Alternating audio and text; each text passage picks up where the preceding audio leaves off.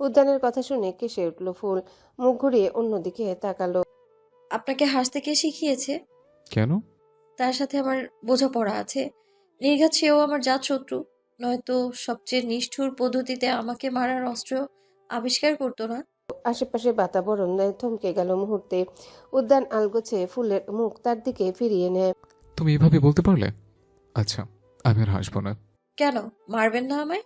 না বোধক মাথা নাড়ে উদ্যান। তোমাকে মারার ইচ্ছা আমার কোনো কালই ছিল না বেটাল। যদি থাকতো সাক্ষাৎই মেরে ফেলতাম।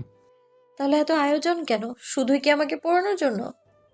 ফুলের চুলগুলো খোলা ছিল, কিছু চুল গালের উপর পড়তেই উদ্যান শান্ত চোখে তাকায় চুলগুলোর দিকে। মনে পড়ে যায় আবেশকে তখন এই চুলগুলোই টেনেছিল। তোমার এতই ভয় করলে আমাকে আগে পুড়িয়ে ফেলো। আমি পুড়ে ছাই হয়ে গেলে তোমাকে আর পড়তে পারবো না। আমি আপনাকে কিভাবে পূর্ব? এতগুলো আঘাত করার পরেও এক ফোঁটা অশ্রু ঝরাতে সক্ষম হইনি আমি। তুমি আমার অশ্রু দেখতে চাও? দেখতে চেয়েছি বলেই তো আঘাত করেছি। আমার ধারণা আপনার চোখের জলই আমার মনকে শান্ত করতে পারবে। তোমার মনে হচ্ছে না যে তুমি আমার মতো কথা বলতে বলছো? ক্লান্ত হয়ে গেল ফুল, শেলফের সাথে মাথা ঠেকিয়ে বলল। আমি চাই আপনি নিজের আগের রূপে ফিরে যান, যেই রূপটাকে আমি ঘৃণা করি, যাকে ঘৃণা করার হাজারটা কারণ ছিল।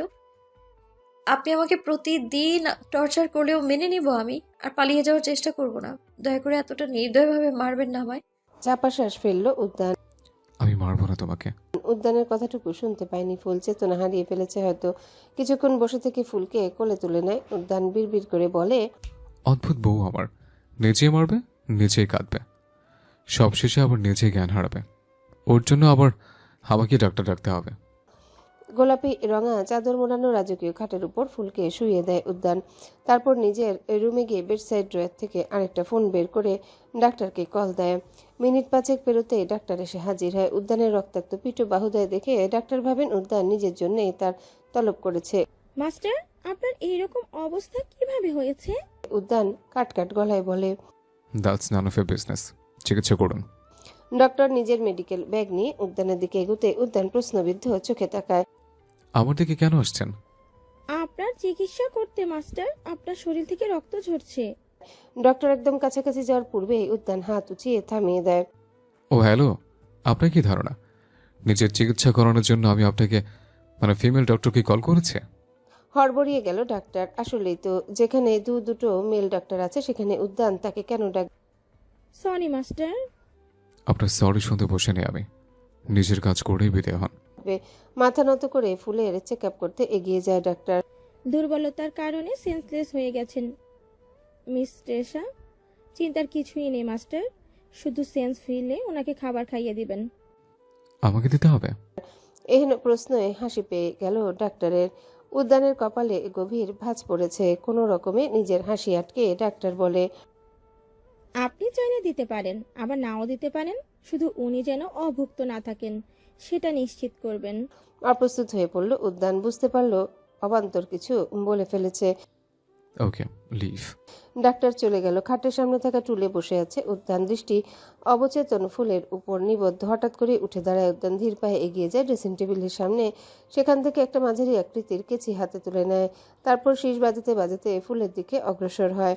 ফুলের গা ঘেঁষে বসে পড়ে। অতঃপর ফুলের মুখ বরাবর ঝুঁকে হিসিয়ে বলে। তুমি জানতেই পারবে না আমি কিভাবে সারাটাক্ষণ তোমার উপর নজর রেখেছে। এমনকি রেজিস্টার পর্যন্ত আমার হাতের পুতুল ছিল। সে শুধুমাত্র সময় নষ্ট করেছে যাতে তুমি কোনোভাবে আমাকে ডিভোর্স দিতে না পারো। তোমাকে দিয়ে নকল পেপারে সাইন করিয়ে বলেছিল সেগুলো ডিভোর্স পেপার। কথাগুলো বলতে বলতে ফুলের চুলে হাত দেয় উদ্যান। মাথার উপরি ভাগের চুলগুলো সামনে এনে কনফিউজ চোখে তাকায়। ঠিক কোন চুলগুলো আবদ্ধ হয়ে পরপুরুষকে আকৃষ্ট করার স্পর্ধা দেখিয়েছিল? অনুমানের উপর ভিত্তি করে এক ঝাঁক চুল মুঠোয় নিয়ে নেয় উদ্যান। তারপর কেচি প্রয়োগ করে গোড়া থেকে কেটে ফেলে। কিছুক্ষণ তাকিয়ে থেকে আবারও কনফিউজড হয়ে যায় উদ্যান। এবার মনে হচ্ছে সেই চুলগুলো নয়, অন্য পাশের চুল ছিল। উদ্যান অন্য পাশের চুলে হাত দিতে যাবে তখনই নিজেকে সংযত করে নেয়। চোখ বন্ধ করে কয়েকটা শ্বাস নিয়ে উঠে দাঁড়ায়। হাতের কেচিটা ছুঁড়ে ফেলে দিয়ে হনহনিয়ে রুম থেকে বেরিয়ে যায়। সে চলে যেতেই ফট করে চোখ মেলে তাকায় ফুল। উদ্যানে যাওয়ার দিকে শূন্য চোখে তাকিয়ে থাকে কিছুক্ষণ। অবচেতন হাতে সদ্য কেটে ফেলা চুলগুলো হাত বুলিয়ে পরক্ষণেই হাতের দিকে তাকায় ফুল। হাত ভর্তি করে মেহেন্দি দিয়েছিল, কিন্তু কিঞ্চিত পরিমাণে রং হয়নি। বিষয়টা ক্লোজেটে যাওয়ার আগেই লক্ষ্য করেছিল ফুল। তার উপর উদ্যানের কথাগুলো শুনে ফুল বুঝতে পারল উদ্যান হয়তো অনেক আগেই ওর খোঁজ পেয়ে গিয়েছিল। তবে কেন উদ্যান সময় নষ্ট করলো? সকাল থেকেই নিরবিচ্ছিন্ন ঝুম বৃষ্টি। আকাশের এক প্রান্ত থেকে অন্য প্রান্ত পর্যন্ত ছড়িয়ে আছে ধূসর মেঘের ভারী চাদর। বাতাসে ভেসে বেড়াচ্ছে ভেজা মাটির গন্ধ। বৃষ্টির পানির ছোঁয়ায় পৃথিবী যেন নবজীবন পেয়েছে। ঘন জঙ্গলের পাতা বেয়ে গড়িয়ে পড়ছে অসংখ্য বৃষ্টিধারা। জানালার পাশে দাঁড়িয়ে আছে ফুল। তার দুহাত জানালার ঠান্ডা লোহার গ্রিলে শক্ত করে ধরে রেখেছে। বৃষ্টির ফোঁটা বাতাসে উড়ে এসে গাল ছুঁয়ে যাচ্ছে, কিন্তু সে নড়ছে না। শূন্য চোখে তাকিয়ে আছে সামনের ঘন জঙ্গলের দিকে, যেন সেই এই সবুজের আড়ালে কিছু খুঁজে ফিরছে, যা কেবল তার মন জানে। ভেজা বাতাসে কিছু চুল আছড়ে পড়ছে চোখে মুখে, তবুও সেগুলো সরানোর ইচ্ছে নেই। পেটাল। হঠাৎ কারো ডাকে ভাবনার জগৎ থেকে ফিরে আসে ফুল। ঘাড় সামান্য বাঁকিয়ে দরজার দিকে তাকিয়ে দেখে উদ্যান দাঁড়িয়ে আছে। উদ্যানকে দেখে অবাক না হলেও উদ্যানের মুখ নিঃসৃত পেটাল শব্দটা ফুলের স্মৃতি ভাণ্ডারে কড়া নাড়ে। উদ্যান যে তাকে খুঁজে পাওয়ার পর থেকে এই নামে ডাকছে, সেই সম্পর্কে সম্পূর্ণ বেখেয়ালি ছিল ফুল। মুহূর্তের ব্যবধানে ওর অবচেতন মস্তিষ্ক কোনো কিছু নিরূপণ করতে পেরে সজাগ হয়ে যায়। তবে কি উদ্যান ওকে চিনে ফেলেছে? না না, সেটা কিভাবে সম্ভব? ব্যাপারটা এড়িয়ে গেলে চলবে না, যাচাই করে দেখতে হবে। ফুল এবার নিজ উদ্যোগে উদ্যানের সামনে গিয়ে দাঁড়ায়। আপনি আমাকে অদ্ভুত নামে ডাকছেন কেন? পেটাল কি? হ্যাঁ, উদ্যান যেন অবাক হলো ফুলের কথায়। একদিন রঞ্জন করেই দেখছি সব ভুলে গেছ। খাবার খেয়ে নাও, মনে পড়ে যাবে। রাগে ফুঁসে উঠে ফুল। ভনিতা না করে উত্তর দিন। ফুলের রাগের বিন্দুমাত্র পরোয়া না করে উদ্যান সোজাসাপটা বলল, খাবার খেয়ে নাও, উত্তর পেয়ে যাবে। ইদানিং উদ্যানের উপর ফট করে যেন রাগ উঠে যায় ফুলের। ইচ্ছে করে নাক বরাবর ঘুষি মেরে দিতে। যাক, সেই প্রসঙ্গ আপাতত তুলে রাখা থাকুক। ফুলের অনুসরণ করার কারণ অন্য কিছু হাসিল করা, সেটাতেই ফোকাস করা উচিত। ফুল এবার অন্যদিকে তাকিয়ে অভিমানী সুরে বলল, খাবো না আমি। নিজ পকেটে হাত গুজে নির্লিপ্ত কণ্ঠে উদ্যান বলে। তাহলে উত্তর পাবে না। বুকে হাত গুটিয়ে আর চোখে তাকায় ফুল। চাই না উত্তর, যান আপনি। ভ্রু কুচকে তাকায় উদ্যান। হোয়াট ডিড ইউ সে? বলেছি তো যান, চোখের সামনে থেকে সরুন। দরজার সাথে ঠেস দিয়ে দাঁড়ায় উদ্যান। বিদ্রুপের সুরে বলে, আর একবার যান, আর একবার যান বলে ডাকো, আমি পার্মানেন্ট এখানে থেকে যাব। চকিয়ে গেল ফুল। দানবের মুখ থেকে এসব শোনার আগে দানবের মুখ চেপে ধরল না কেন? ও না, মুখ চেপে ধরাটা বেশি বেশি হয়ে যাবে না? নিজেকে স্বাভাবিক দেখাতে মুখ বাঁকায় ফুল। মাথার ডান পাশে ছেটে ফেলা চুলে হাত বুলিয়ে আফসোসের সহিত বলে, আমার চুল কাটার দুঃসাহস কে দেখিয়েছে? এতক্ষণ যাবৎ ফুলের দিকে নিষ্পলক চোখে তাকিয়ে থাকলো, এবার চোখ সরিয়ে নেয় উদ্যান। ওর দিকে আঙ্গুল তাক করে ফুল বলে, আপনি জানেন? বার দুয়েক পলক ফেলে ডানে বায়ে মাথা নাড়ে উদ্যান, যার মানে সে জানে না। কুটিল হাসি ফুটে ওঠে ফুলের ঠোঁটের কোণে, বিড়বিড় করে উচ্চারণ করে। লায়ার। কিছু বললে? চোখ বন্ধ করে নেয় ফুল। উদ্যানের দিকে আরো কিছুটা এগিয়ে গিয়ে বলে, আমি জানি আপনি শুনেছেন, ছোট ছোট কথাগুলোও শুনে ফেলেন আপনি। তবে আমি পরিষ্কার করে বলে দিচ্ছি, একবার মিথ্যে বলতে গিয়ে কেউ যদি আমার কাছে ধরা পড়ে যায়, পরবর্তীতে আমি তার কোনো কথাই আর বিশ্বাস করি না। উদ্যান হঠাৎ করে ফুলের মুখ বরাবর ঝুঁকে যায়। কথাটা কি কোনোভাবে আমাকে বললে? হ্যাঁ, আপনাকেই বলেছি। আপনার বেশ কয়েকটা মিথ্যে ধরে ফেলেছি আমি। বলো, আমি কি কি মিথ্যা বলেছি? আপনি বহু আগেই আমার খোঁজ পেয়ে গিয়েছিলেন। রেজিস্ট্রার সাহেবও আপনার ভাড়া করা লোক ছিল, আর আমার চুলগুলো আপনিই কেটেছেন। উদ্যান এবার ফুলের কানের কাছে মুখ নিয়ে বলল। আর তুমি সব কিভাবে জানলে? ভরকে গেল ফুল। বড় বড় চোখে তাকালো উদ্যানের দিকে। উদ্যানের কলার বোন চোখের সামনে উন্মুক্ত। তা জেনে আপনি কি করবেন? এই মিথ্যে কথাগুলো কেন বলেছেন সেটা ক্লিয়ার করুন। সোজা হয়ে দাঁড়ায় উদ্যান।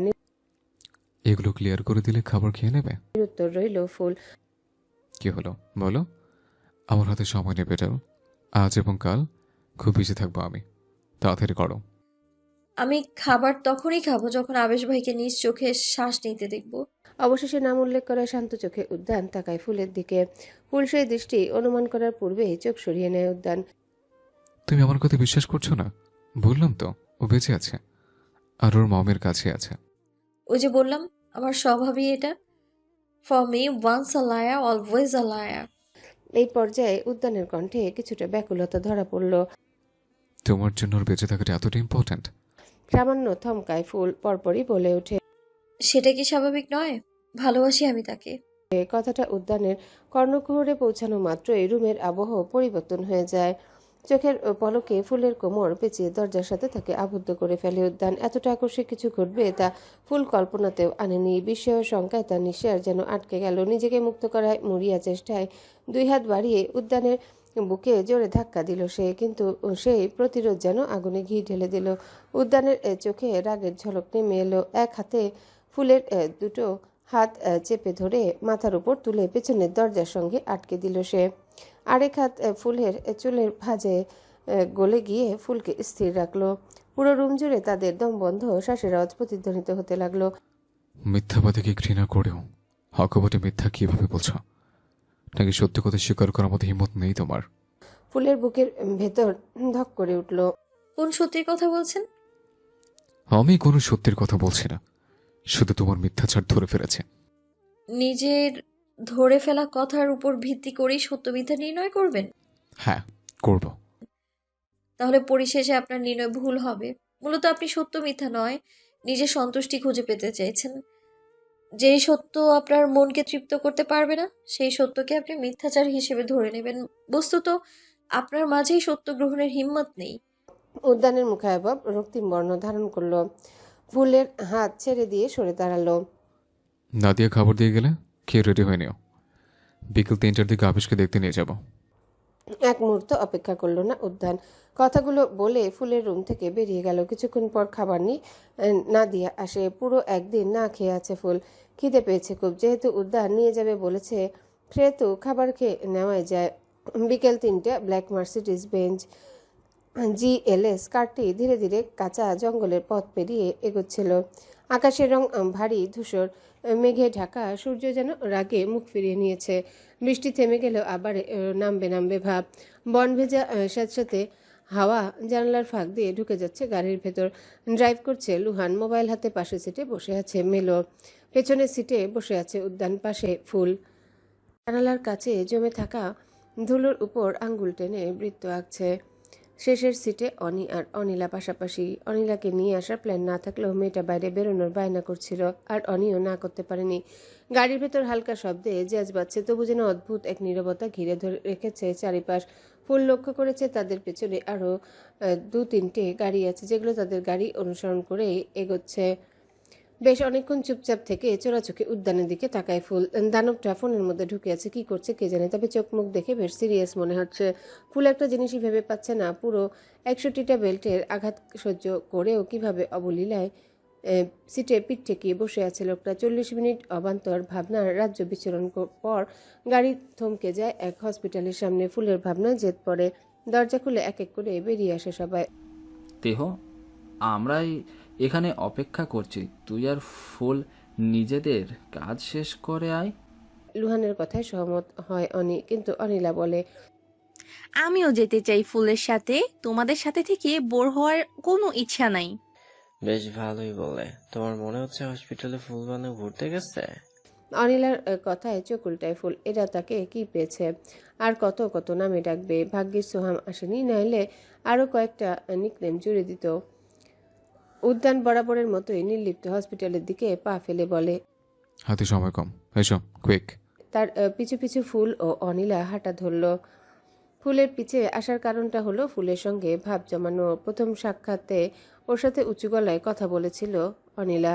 এই সুযোগে সরি বলে ফেলবে। আর যাই হোক, মেয়েটা তাদের মাস্টারের ওয়াইফ। লিফট থেকে নেমে কিছু দূর এসে একটা কেবিনের সামনে থেমে যায় উদ্যান। হাত ঘড়িতে চোখ বুলিয়ে ফুলের উদ্দেশ্যে বলে, যাকে দেখার জন্য দরপাচ্ছ তাকে মন ভরে দেখে নাও। উদ্যানের কথায় কেমন যেন রাগের বহিঃপ্রকাশ ঘটল। সেদিকে ভ্রুক্ষেপ না করে ধীর পায়ে কেবিনের দিকে এগোয় ফুল। কাচের দরজায় হাত রেখে অপর পাশে তাকাতেই দেখে শুভ্র বেডে শুয়ে আছে আবেশ। চোখ বন্ধ, হয়তো ঘুমাচ্ছে। দেখা করবে? উদ্যানের তাচ্ছিল্য মাখা প্রশ্নে রাগী চোখে তাকায় ফুল। উদ্যান পুনরায় একই ভঙ্গিতে বলে, ওভাবে তাকাচ্ছ কেন? ফুল কিছু বলবে তার আগেই কেবিনের সামনে মাহবুবা সুলতানা, রেহানা বেগম ও মেহেকের আগমন ঘটে। সপ্তাহখানেক আগে খানজাদা নিবাসে ফিরেছিল মেহেক। আজকে বাকিদের সাথে সেও এসেছে আবেশকে দেখতে। মাহবুবা সুলতানা অবশ্য ছেলের সাথে হসপিটালে অবস্থান করছেন 2 দিন যাবৎ। পুরো 8.5 মাস পর তাদের সামনাসামনি দেখে থমকে গেল ফুল। রেহানা বেগম তো অপলক দৃষ্টিতে তাকিয়ে আছেন মেয়ের দিকে। ফুল যেন নিজ স্থানে জমে গেছে। কখন চোখে পানি এসে গেছে জানে না। ফুল? ভাঙা ভাঙা কণ্ঠে ফুলের নাম ধরে ডাকে রেহানা বেগম। সেই ডাক শুনে ফুলের বুকের ভেতরটা গুমড়ে ওঠে। অসীম অভিমানী ফুল সেই অনুভূতি স্বীকার করে না। যেই মা নিজের মেয়ের কথা না ভেবে পরের ছেলের কথা ভাবে, সেই মায়ের জন্য ফুলের অন্তর কেন পুড়বে? কেন সেই মাকে জাপটে ধরে হাউমাউ করে কাঁদতে মন চাইবে? আমি দেখা করব আবেশ ভাইয়ের সাথে। কথাটা ফুল উদ্যানের উদ্দেশ্যে বলছে। আবেশকে ঘুমের ইঞ্জেকশন দেওয়া হয়েছে, দেখা করার মতো অবস্থায় নেই। মাহবুবা সুলতান ভারী গলায় বললেন। ফুল বুঝে উঠতে পারল না এতটা দাম্ভিক কণ্ঠে মাহবুবা সুলতানা ফুলকে কেন বললেন। সে কি কোনোভাবে ছেলের এই অবস্থার জন্য ফুলকে দোষী সাব্যস্ত করছে? যেখানে অপরাধী ঠিক তার পাশেই দাঁড়িয়ে আছে, সেখানে কেন ফুলের সাথে এমন আচরণ করছেন মাহবুবা সুলতানা? রেহানা বেগম ফুলের দিকে এগুতে নিলে ফুল কয়েক পা পিছিয়ে যায়। আমি তবুও দেখা করবো আবেশ ভাইয়ের সাথে, তাড়াতাড়ি করুন। মাথা নেড়ে সামনের দিকে ইশারা করতে লুইস একজন নার্সকে ডেকে আনে। সেই নার্স কেবিনের দরজা খুলে দিতে ফুল হম্বিতম্বি করে কেবিনে ঢুকে পড়ে। খুব ভালো করেছেন আমার কথা মতো ছেলেকে ঘুমের ইঞ্জেকশন দিয়ে। বারবার আপনার ছেলের নাটক দেখতে দেখতে বিরক্ত হয়ে গিয়েছে আমি। চোখ ঘুরিয়ে রেহানা বেগমের দিকে তাকায় উদ্যান। আর আপনিও কি মেয়ে আসবে শুনে নাটক করতে চলে এসছেন? বলবেন তো, আসার সময় চিপস পপকর্ন নিয়ে আসতাম, সঙ্গে আমার লোকেরাও থাকতো। হয়েছে কি, ওরা আবার এন্টারটেনমেন্ট লাইক করে। অনিলা তো মুখ টিপে হাসছে, যদিও সে উপস্থিত বাকিদের কাউকে চেনে না। তবুও কথোপকথনগুলো মজাদার। উদ্যানের কথার পৃষ্ঠে তপ্ত শ্বাস ফেললেন মাহবুবা সুলতানা। তুমি ঠিক কি করতে চাইছো গো? তা আদৌ জানো তো নাকি? উদ্যান ভ্রু কুচকে বলল। আপনার সন্দেহ আছে? অ্যাকচুয়ালি আমি শুধু নিজেরটাই নয়, আপনাদের সবার ইন্টেনশন সম্পর্কে জানি। নিজের গম্ভীর ভাবমূর্তি ধরে রাখতে পারলেন না মাহবুবা সুলতানা। নিষ্ঠুরতার খোলস ছেড়ে কাতর গলায় আওড়ালেন। কেন এই ধ্বংসাত্মক আচরণ তোমার? ভুলে গেছো তুমি বলেছিলে আবেশের থেকে কেড়ে নেবে না ফুলকে। ঘাড় কাত করে ফেলল উদ্যান। চোখ বুজে লম্বা শ্বাস টেনে বলল। যখন বলেছিলাম তখন ও আমার ছিল না, তবু বলেছিলাম ও এক জীবন মরণাস্ত্র। ওকে চাওয়া মানে নিজের মৃত্যুর প্রত্যাশা করা। আপনার ছেলেকে সামলাতে বলেছিলাম, কিন্তু আপনি পারেননি। ফলাফল তো আপনার চোখের সামনে। উদ্যান থামল, তারপর ধীর কণ্ঠে বলল। সেদিন কি বলেছিলাম ভুলে যান। আজ বলছে, মেয়েটা আমার। ওকে নিজের করে রাখার জন্য আমি যে কোনো সীমা অতিক্রম করতে প্রস্তুত। কথাটা মাথায় রাখবেন। আজ 16 জুলাই উদ্যান। হঠাৎ রেহানা বেগমের কথায় উদ্যানের মুখের আদল পরিবর্তন হয়ে গেল। এতক্ষণ বেশ খোশ মেজাজের কথা বললেও এই মুহূর্তে তাকে বেশ উদ্বিগ্ন দেখাচ্ছে। রেহানা বেগম দম নিয়ে প্রচণ্ড সাহসের সহিত বললেন। আমার মেয়েটাকে কি কালকে বলি দিয়ে দেবে? সেই জন্যই কি আমাদের সাথে শেষবারের মতো দেখা করাতে এনেছো? ঠোঁটের কোণে এক চিলতে হাসি ফুটিয়ে তুলল উদ্যান। আপনি এত ভাবছেন কেন? যে মেয়েকে 8.5 মাস পূর্বে সাজিয়ে গুছিয়ে জিন্দা কবর দিয়ে দিয়েছেন, আজ সেই মেয়ের জন্যই দরদ উঠলে পড়ছে। ব্যাপারটা ঠিক হজম হলো না। এদিক সেদিক তাকালেন রেহানা বেগম। চাপা গলায় বললেন। তুমি তো সেই কবর থেকে ওকে তুলে জিন্দা জ্বালিয়ে দেওয়ার প্রস্তুতি নিচ্ছ। মেয়েটাকে একটু আস্তে মেরো। অনেক আদরে বড় করেছি তো, কলিজা পোড়ায়। আমি মারবো না ওকে, তবে সুযোগ পেলে একবার আলিঙ্গন করে নিয়েন। কথাগুলো বলেই অনিলার দিকে তাকায় উদ্যান। তুমি কি আমাদের সাথে যাবে, নাকি থাকবে ওর সাথে? আমি থাকছি ফুলের সাথে। অনিলার কথায় উদ্যান সোজা হাঁটা ধরল। যাওয়ার পথে লুইসকে বলল। ওদের দিকে নজর রাখিস, দুটোই ছলনাময়। চোখে ধুলো দিয়ে পালিয়ে যেন না যায়। যদি তেমন কিছু হয়, ওদের খুঁজে পেতে যতক্ষণ লাগবে ততক্ষণ পানিশমেন্ট চলবে। So be alert. নিশ্চিন্তায় থাকুন মাস্টার, আমি ওনাদের পেছনে ছায়ার মতো লেগে থাকবো। লুইসের কথায় শান্ত চোখে তাকায় উদ্যান। ভয়ে ভয়ে ঢুক গেলে লুইস সে কি ভুল কিছু বলে ফেলেছে? লুইসকে প্রতি উত্তর করার সময় দেয় না উদ্যান। ধূপধাপ পা ফেলে দৃষ্টি সীমার বাইরে চলে যায়। এদিকে ঘুমন্ত আবেশে শিওরে বসে আছে ফুল। পুরো রুম জুড়ে শুধু দেয়াল ঘড়ির একঘেয়ে শব্দ। আবেশে জাগ্রত হওয়ার অপেক্ষা করে লাভ নেই। বুঝতে পেরে দীর্ঘশ্বাস ফেলে ফুল। নিস্তব্ধতা অসহনীয় পর্যায়ে চলে গেলে উঠে দাঁড়ায়। ফিরে আসতে গিয়ে থেমে যায় ফুল। আরো আবেশের মাথার কাছে দাঁড়িয়ে ক্ষীণ গলায় বলে। জানোয়ারটাকে ক্ষমা করে দিও আবেশ ভাই। তার হয়ে ক্ষমা চাইতে আসার জন্য আমাকেও ক্ষমা করে দিও। নিজের কণ্ঠ যেন নিজেই শুনতে পেল না ফুল। ভাবতেও পারছে না শুধুমাত্র এই কথাগুলো বলার জন্য সেখানে এসেছে। নিজের দুহাত সামনে বাড়িয়ে ফুল কাঁপা কাঁপা কণ্ঠে উচ্চারণ করে। আমি তাকে শাস্তি দেওয়ার চেষ্টা করেছি আবেশ ভাই। নিজের উপর করা অত্যাচার, নির্যাতনা, অবিচারের জন্য নয়, তোমার গায়ে হাত তোলার জন্য। কিন্তু আমি পারিনি। আমি তাকে শাস্তি দিতে পারিনি। অতগুলো আঘাত করার পরেও দানবটা নিরুত্তর ছিল। তার সেই নিস্তব্ধতা, অন্যমনস্কতা, স্থবিরতা উল্টো শাস্তি স্বরূপ আমার দিকে ধেয়ে এসেছে। সে এতটা বিষাক্ত কেন আবেশ ভাই? আর সেই বিষ পানেই এতটা মরিয়া কেন আমি? মানুষের তো নেশাদ্রব্যে আসক্তি জন্মায়, আমার কি তবে বিষ পানে আসক্তি জন্মাচ্ছে? নিজেকে কি আমি শেষ পর্যন্ত বাঁচাতে পারবো না?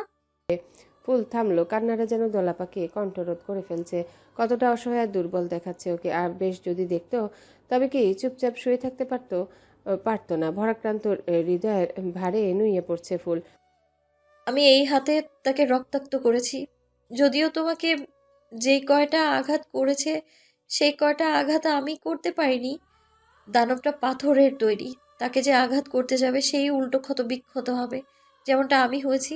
তুমি তাকে অভিশাপ দিও না আবেশ ভাই, বদদোয়া করো না। ফুল ভাবতেও পারছে না সে নিজের মুখে কথাগুলো বলছে। এই মুহূর্তে যেন তার অবাধ্য মন মস্তিষ্ক সমেত সব রকমের অনুভূতি নিয়ন্ত্রণ করছে। হু হু করে কেঁদে ওঠে ফুল। আমার অনুভূতি সম্পর্কে জানলে তুমি আমায় ঘৃণা করবে আবেশ ভাই, যেমনটা আমি নিজেকে করি। খুব শীঘ্রই আমি তোমার গল্পের সবচেয়ে খারাপ চরিত্র হিসেবে আত্মপ্রকাশ করতে চলেছি। এরূপ অবাধ্য হৃদয় নিয়ে আমি নিজের অনুভূতির বিপক্ষে লড়াই করতে পারবো না বেশিক্ষণ। আমার মস্তিষ্ক চেয়েছিল ভালো থাকতে, সুখে থাকতে, যে আমাকে ভালোবাসে তার হতে। কিন্তু আমার হৃদয় অদ্ভুতভাবে আমার মস্তিষ্ককে নিজের নিয়ন্ত্রণে নিয়ে নিয়েছে। যেই পাথরকে ক্ষত বিক্ষত করতে চেয়েছিল সেই পাথরেই মাথা ঠুকে মরে যেতে চাইছে। আমার মৃত্যু অবধারিত।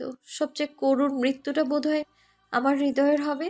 যে মুহূর্তে আমি মরার জন্য প্রস্তুত হয়ে যাব সেই মুহূর্তে আবার আসবো তোমার কাছে বিদায় নিতে। আজ তবে আসি। হাতের উল্টো পিঠে চোখ মুছে উঠে দাঁড়ায় ফুল।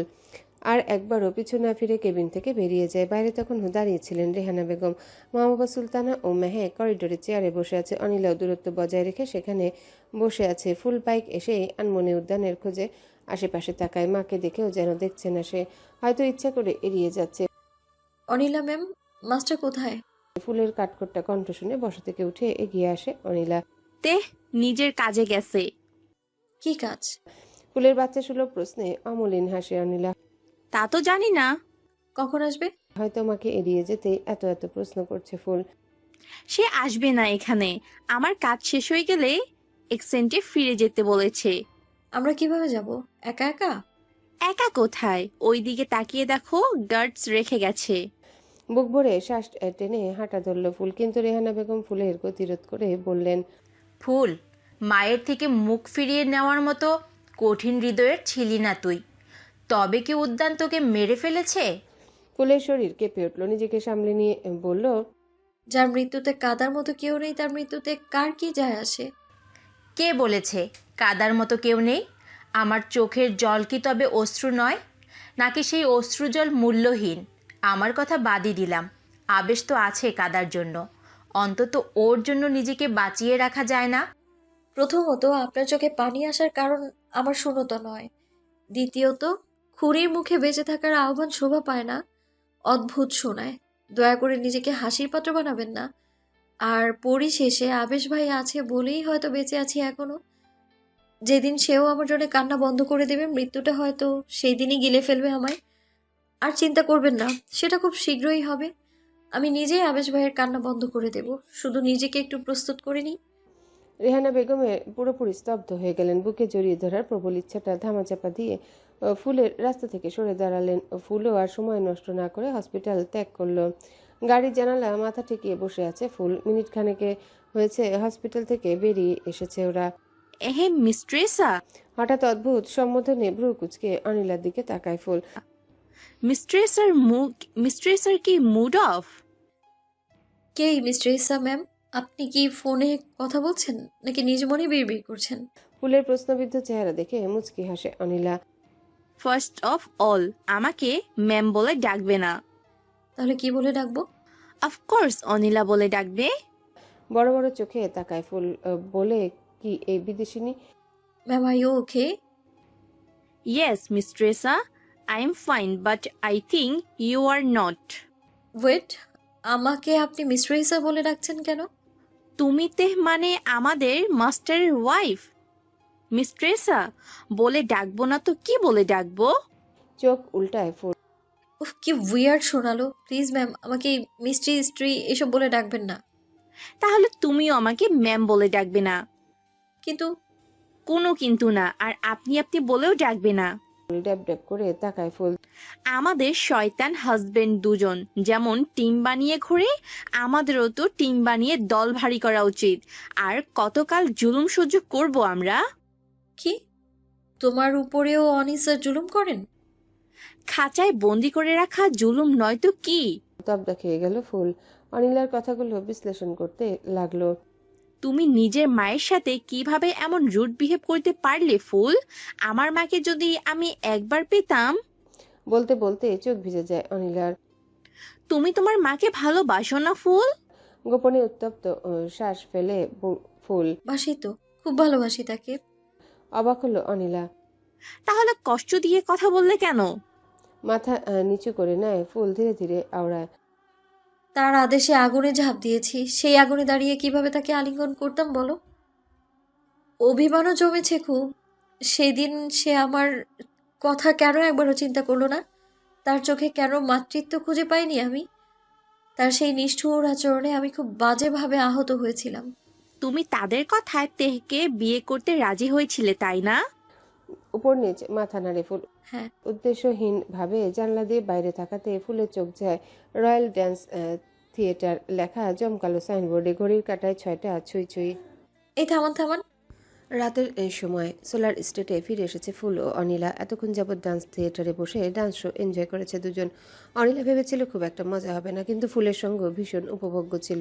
খুব মজা করেছে দুজন, যার দরুন সময়ের দিকেও খেয়াল ছিল না।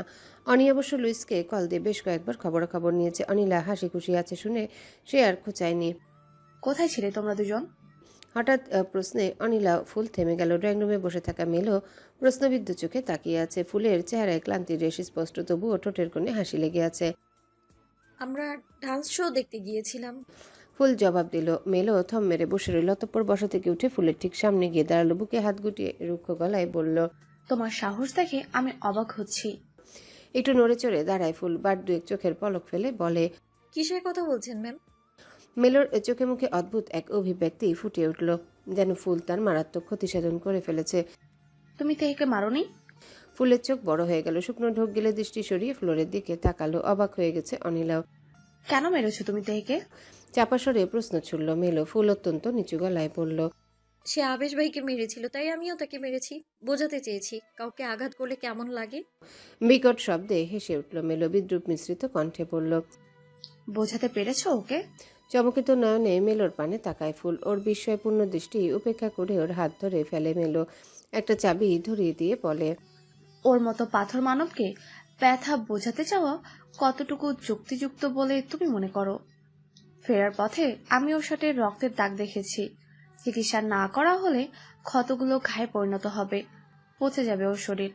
বড়সড় ধাক্কা খেল ফুল। হাতের মুঠোয় থাকা চাবিটার দিকে এক নজর তাকিয়ে পুনরায় মেলোর ফর্সা মুখশ্রীতে দৃষ্টি স্থাপন করলো। জিভ দিয়ে ঠোঁট ভিজিয়ে বলল, আপনারা কেন ডক্টর ডাকেনি ওনার জন্য? উনি না হয় কেয়ারলেস, আপনারা তো ওনার বন্ধু, চিকিৎসা করাতে পারতেন না? বন্ধু? বিড়বিড় করে শব্দটা উচ্চারণ করলো মেলো। অন্যদিকে চোখ সরিয়ে ভারী কি গলায় বলে, সে আমাদের মাস্টার, আর মাস্টারের ব্যক্তিগত বিষয়ে হস্তক্ষেপ করার রাইট নেই আমাদের।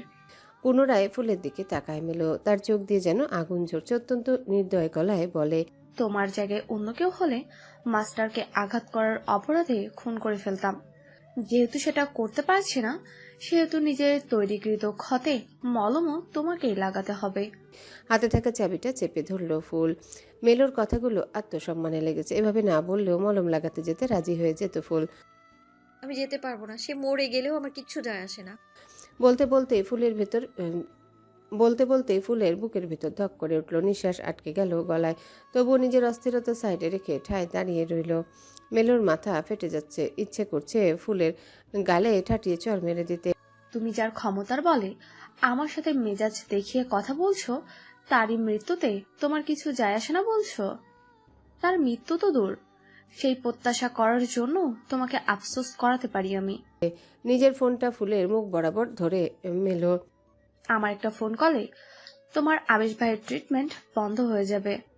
আমাদের মাস্টারকে তো আমরা যেন তেন উপায়ে বাঁচিয়ে নেব, কিন্তু তোমার আবেশ ভাইকে কিভাবে বাঁচাবে তুমি? বাঁচাতে না পেরে আফসোস হবে না? বিস্ময়ে ফুলের মুখ হা হয়ে গেল। এই মেয়ে কি পাগল নাকি? তুমি যাবে নাকি আমি? যাচ্ছি। একটু জোর দিয়ে বলল ফুল। ছোট শ্বাস ফেলে সোফার দিকে চলে যায় মেলো। সেখান থেকে একটা বক্স এনে ফুলের আরেক হাতে ধরিয়ে দিয়ে সাবলীল গলায় বলল, ডাক্তার মেডিসিন দিয়ে গেছে, এখানে আছে সব। বক্সটা নিয়ে উল্টো ঘুরে সিঁড়িতে পা রাখে ফুল। তন্মধ্যেই মেলো বলে ওঠে, 17 জুলাই আমাদের মাস্টারের বার্থডে। কথাটা শুনে ফুলের হাঁটার গতি কমে গেল। ঘাড় বাঁকিয়ে মেলোর দিকে তাকালো। এতক্ষণ যাবৎ জমে থাকা সকল রাগ, বিরক্তি, ক্লান্তি সব যেন এই এক বাক্যে বিলীন হয়ে গেছে। ফোনের স্ক্রিনে একবার চোখ বুলিয়ে মেলো বলল, হ্যালো বন্ধুরা, পরবর্তী পার্ট খুব তাড়াতাড়ি আসবে, তো সবাই অপেক্ষায় থাকো। আর চ্যানেলটি যারা এখনো সাবস্ক্রাইব করনি তারা পরবর্তী পার্ট দেখার জন্য চ্যানেলটি সাবস্ক্রাইব করে রেখো। ধন্যবাদ সবাইকে, আমাদের সাথেই থেকো।